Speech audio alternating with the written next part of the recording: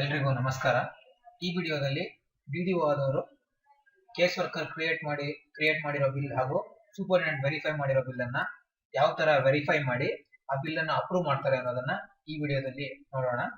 ಮೊದಲನೇದಾಗಿ ನಾನು DDO roll ಅನ್ನ ಸೆಲೆಕ್ಟ್ ಮಾಡ್ತಾ ಇದ್ದೀನಿ. ಸೆಲೆಕ್ಟ್ ಮಾಡಿ ಸಬ್ಮಿಟ್ ಅಂತ ಕ್ಲಿಕ್ ಮಾಡ್ತಾ ಇದ್ದೀನಿ. ಸೊ ಅದಕ್ಕೆ path, bill preparation and submission, process, bill verification work list, DDO.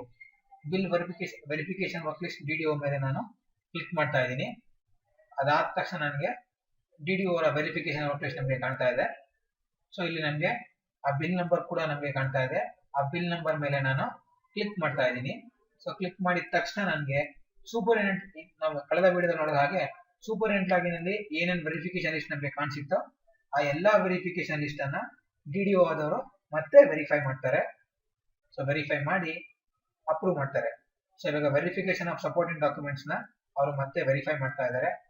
ಅದಾದ ತಕ್ಷಣ ರೆಸಿಪಿಯೆಂಟ್ ಡೀಟೇಲ್ಸ್ ಕೂಡ ಅವರು ವೆರಿಫೈ ಮಾಡ್ತಾ ಇದ್ದಾರೆ. ಸೊ ಇಲ್ಲಿ ರೆಸಿಪಿಯೆಂಟ್ ಡೀಟೇಲ್ಸ್ ವೆರಿಫೈ ಮಾಡಿ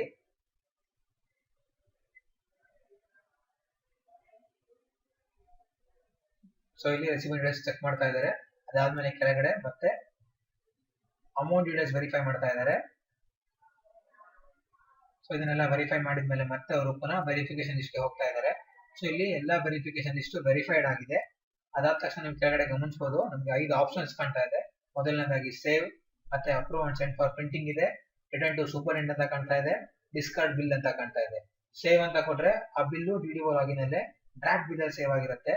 ಈ ಬಿಲ್ ಏನಾದ್ರು ಚೇಂಜಸ್ ಮಾಡಬೇಕು ಅಂದ್ರೆ ಆ ಬಿಲ್ ನ ನಾವು ಸೂಪರಿಂಟೆಂಡೆಂಟ್ ಕಳಿಸಬೇಕು ಅಂದ್ರೆ ರಿಟರ್ನ್ ಟು ಸೂಪರಿಂಟೆಂಡೆಂಟ್ ಅಂತ ಸೆಲೆಕ್ಟ್ ಮಾಡಿದ್ರೆ ಆ ಬಿಲ್ಲು ಸೂಪರಿಂಟೆಂಡೆಂಟ್ ಲಾಗಿಗೆ ಹೊರಟೋಗುತ್ತೆ.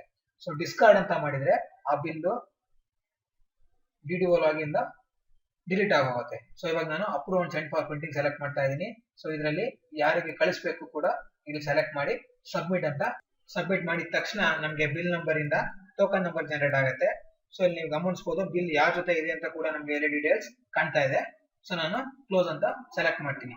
ಸೊ ಇಲ್ಲಿಗೆ ಡಿಡಿಒ ಆದವರು ಸೂಪರಿಂಟೆಂಡೆಂಟ್ ಮಾಡಿರೋ ಬಿಲ್ ಅನ್ನ ಯಾವ ರೀತಿ ವೆರಿಫೈ ಮಾಡಿ ಅಪ್ರೂವ್ ಮಾಡಿದ್ರು ಅನ್ನೋದನ್ನ ಈ ವಿಡಿಯೋದಲ್ಲಿ ನಾವು ನಿಮಗೆ ತೋರಿಸ್ಕೊಟ್ಟಿದ್ದೇವೆ. ಧನ್ಯವಾದಗಳು.